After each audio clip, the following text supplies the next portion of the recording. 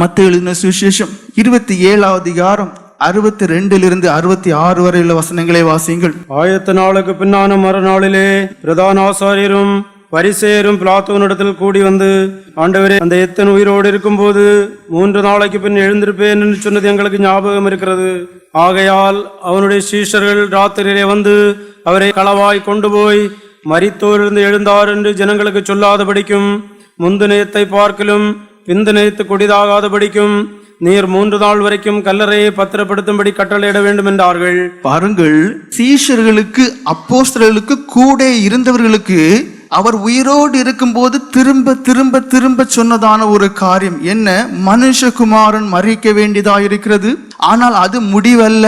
அதன் பிறகு அவர் உயிர்த்தெழுவார், உயிர்த்தெழுது பரமேறின பிறகு நான் தேற்றரவாளரை உங்களுக்கு அனுப்புவேன் என்று சொல்லி இருந்தார். ஆனால் அதை அவர்கள் மறந்து விட்டார்கள். இங்கே யார் அதை அப்படியே ஞாபகத்திலே வைத்திருக்கிறார்கள்?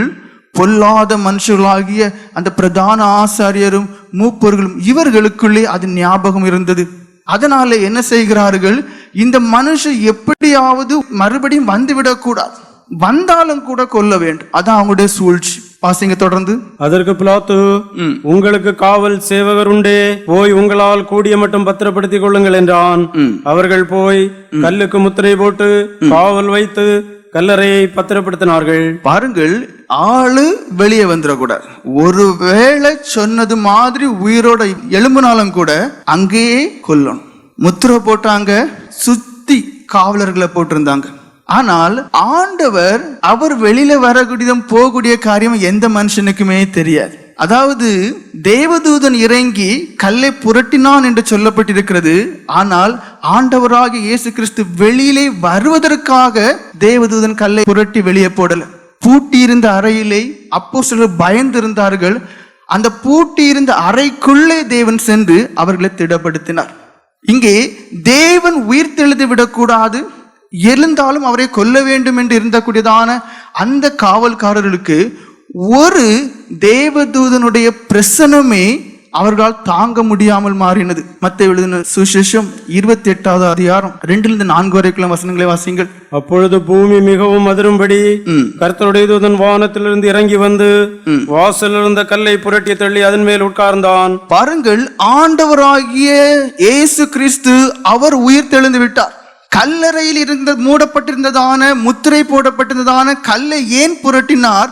இந்நாள் வரைக்கும் எல்லாருக்குமே அது பிரத்யட்சமாக சாட்சியாக இருக்க வேண்டும்.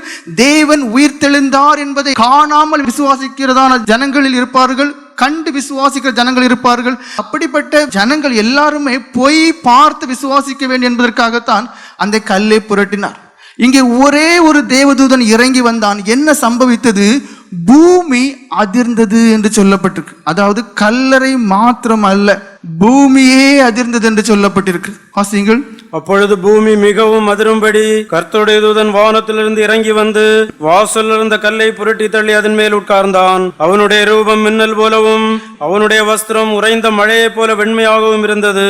காவலாளர் அவனுக்கு பயந்ததனால் திடுக்கிட்டு செத்தவர்கள் போலானார்கள். பாருங்கள், ஆண்டவராகிய இயேசு கிறிஸ்து உயிர் தெழுந்தார்.